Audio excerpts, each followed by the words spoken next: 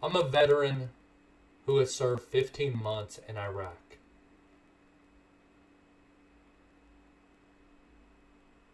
What you're seeing right now in Iran is not Iraq 2.0 that different media outlets are telling you.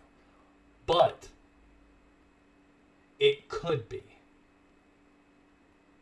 And I'll tell you why.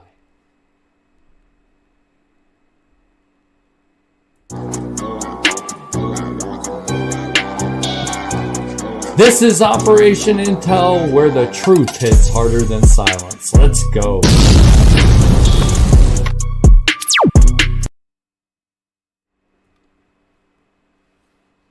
So, today is a little bit different when I talk to you guys about different news updates and things of that nature. This is a video about something that I've been seeing going across, YouTube, Rumble, different platforms, and even major media outlets. They're making the narrative that this is Iraq 2.0. And I really do believe that it is not. And I'm going to tell you why, but I'm also going to tell you why, if we are not damn sure about what we are doing over in Iran right now, it could be even worse than Iraq. Let's start off by going through Iraq. We were lied to. There were no weapons of mass destruction. Like I said, I've served 15 months, boots on the ground, hundreds of missions, outside the wire, every single day. Did I see weapons of mass destruction? The answer to that is no. What did I see? I seen burning oil fields. I seen terrorism, and I seen chaos, broken cities. We tore down their borders. We destabilized a nation. And then we stayed for 2 decades. Thousands of people died. Mothers, brothers, sisters, fathers. I lost friends in Iraq, and I even lost a family member in Iraq. That war definitely changed me. But what's worse than that is I don't believe that the world has learned from that mistake. I'm seeing the same red flags, but this time it's in Iran.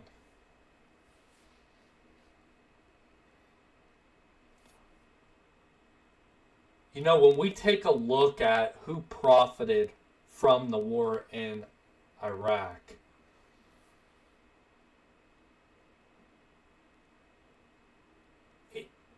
it was big companies.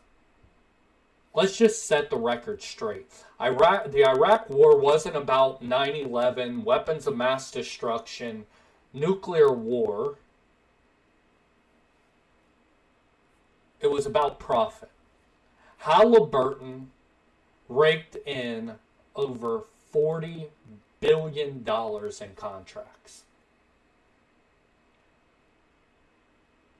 KBR, their spinoff, and if you know anything about Iraq, KBR was absolutely everywhere, from your laundry to gyms to spending $7,000 on SUVs a month. It was $100 to wash a bag of laundry.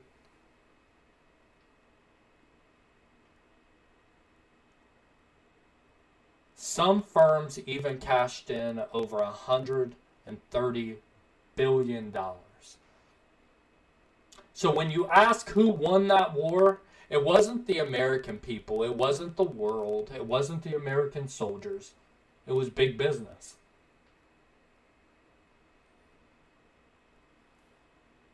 You know, us as American people, we have the right to kind of question what's going on right now in Iran. Because we swallowed a lot of lies when it came to Iraq. And I understand that. We were told that Saddam had nuclear weapons.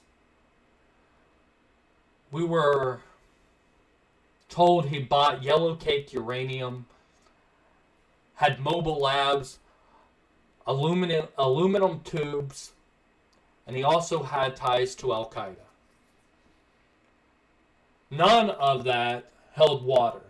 And the CIA knew that, the UN knew that, and inspectors like Scott Ritter made it clear Iraq's weapons of mass destruction program had been dormant since the 90s. The Bush administration, they cherry-picked intel, hyped up the worst-case scenarios, and told Congress that this war could not wait. This wasn't about reacting to intelligence. It was about pushing an agenda. Paul Wolowitz had it in writing back in 1992 that America would reshape the Middle East. Iraq was just the first step. When we left Iraq, well, let's just go back a second. When we destabilized Iraq, we opened up their borders to terrorist organizations like Al Qaeda. There were many a nights that all of us questioned what we were doing over there, besides protecting the people of Iraq. But that's not why we were told we were over there.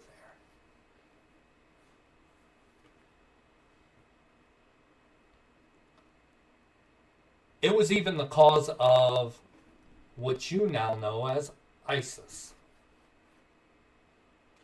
When you destabilize a country and you break down its borders, especially in that region, it is going to become a hotbed of terrorism. We're seeing that in Iraq, but where we're seeing it big as well is the reinsurgence of Al Qaeda and ISIS in Afghanistan. They're not only coming back, but they're expanding in those areas. And if you've watched my videos before, you understand that this isn't something that just stays in the Middle East. So, let's kind of shift our eyes over to Iran and their death cult doctrine, because that's what it is. This is not Iraq. Iran is not bluffing when they say they have nuclear weapons. They've built an entire ideological machine rooted in apocalyptic beliefs. They call it the Mahdi doctrine. The idea of that is global chaos speeds up the return of their messianic figure, the 12th Imam. Martyrdom to them is not a tragedy. It's a ticket to paradise. And I know that sounds crazy. And I encourage you to study and research what I'm telling you, because you may not believe what I'm telling you, and that's okay.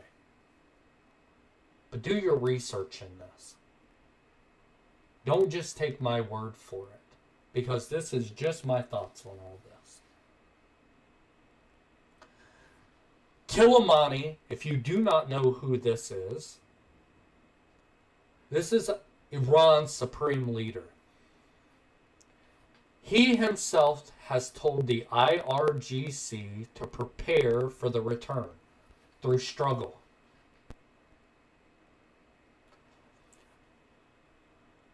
This is the part that should scare the absolute living hell out of you, though. They have trained over 60,000 child soldiers. They opened up martyrdom schools. And they call nuclear weapons Mahdi's sword.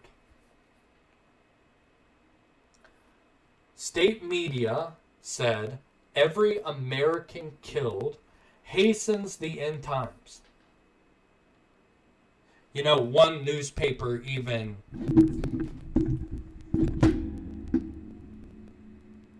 claimed nuclear war is winnable.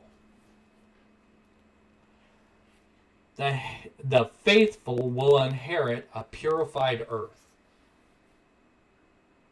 And I know that that is hard to believe when you believe in Western values. I know it's hard to believe. But the world over there is totally different than the world over here.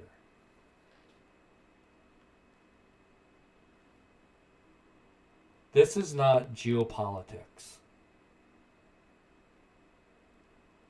This is theology with a nuclear warhead.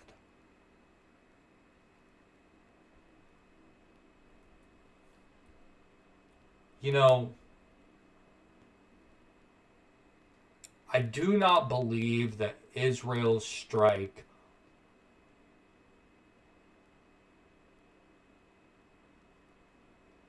on Iran is Iraq 2.0. Because some are calling this a repeat of 2003.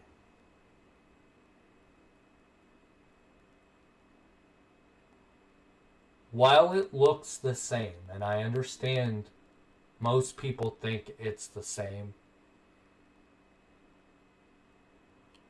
you have to realize that Israel saw a window and acted. I know it wasn't pretty. I was watching the same thing you were watching. But it definitely was not Iraq.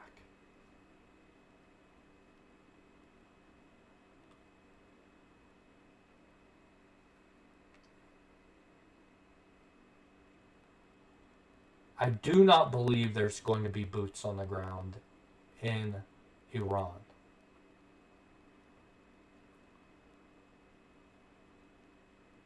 Everybody is calling, and this is where it gets kind of tricky.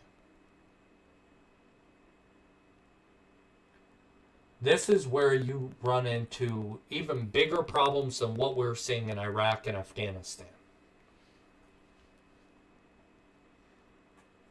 Because people are calling for the regime collapse. It sounds great on paper. Do not get me wrong, it sounds great on paper. But this is not Berlin in '89. This is going to look more like Syria or Libya on steroids. You've got the IRGC, basically Iran's military mafia, poised to seize power. You've got ethnic divisions that could rip the country apart. And worst of all, you've got nuclear weapons on the loose.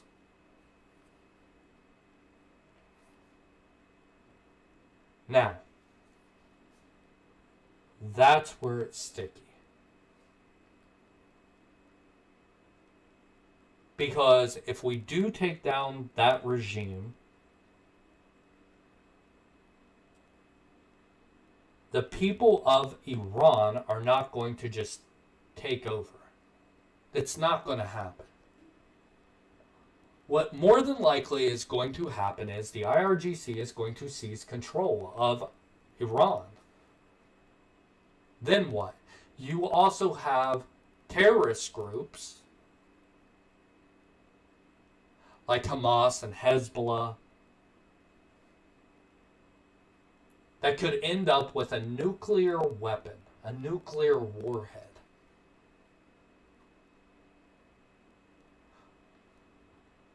So,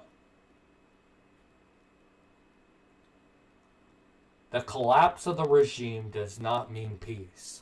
And I want to make that perfectly clear, because liberating Iran in the way that we're going about it isn't going to liberate Iran. In my opinion, it could cause a nuclear wildfire.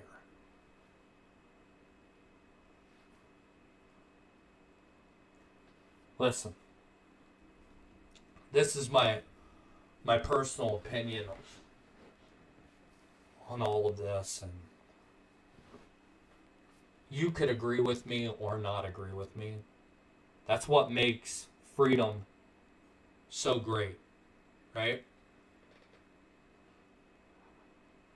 I do not want another war. The American people do not want another war. The world does not want another war. God knows we've had enough. Russia, Ukraine, the United States being in these Middle Eastern countries for 2 decades. I do not want it. But I've also learned that pretending a threat doesn't exist doesn't just make it go away. Iran's ideology is not just extreme, it's dangerous. Their leaders believe in the end of the world as a mission. And they're building nuclear warheads to prove it. And I am not fear-mongering or warmongering or whatever else you want to call it. I'm recognizing danger before it detonates.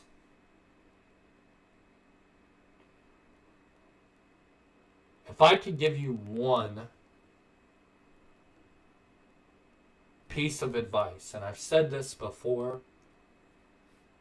it doesn't matter if you're 18, it doesn't matter if you're 62, it doesn't matter how old you are. Ask questions.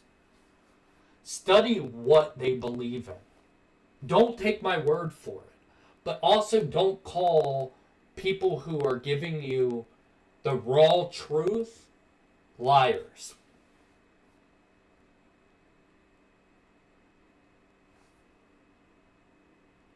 Do your own research into this. You may come out of it with a different belief. I know I did. What I mean by that is when I first started in my career as a U.S. Army soldier, I had a lot of anger in me. But once my boots hit the ground and I talked to an interpreter that told me his story, and maybe one day I will get into that, it changed my view. Don't be so naive and don't be so closed-minded to think that the facts cannot change your mind. Because they did with me.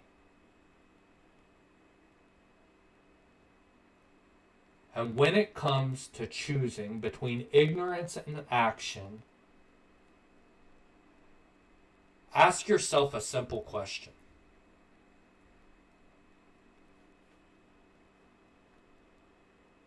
Do we want to learn from the past, or do we want to keep repeating it?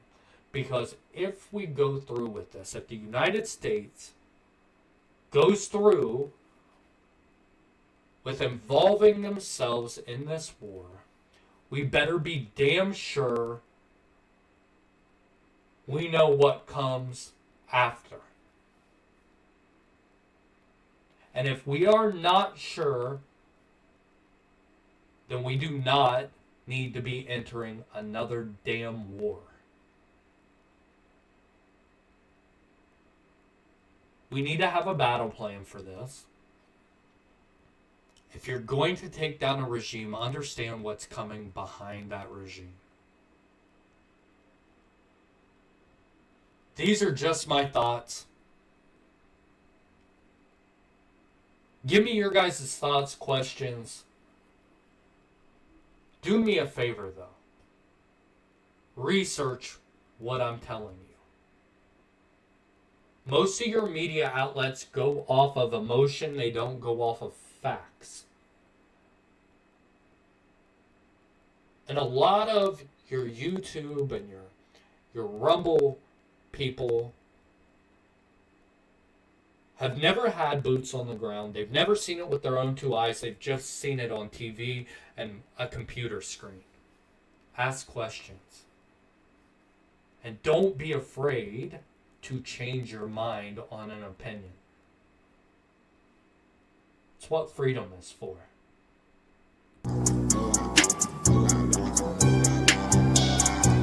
Subscribe, like, and share. This is Operation Intel, where the truth hits harder than silence.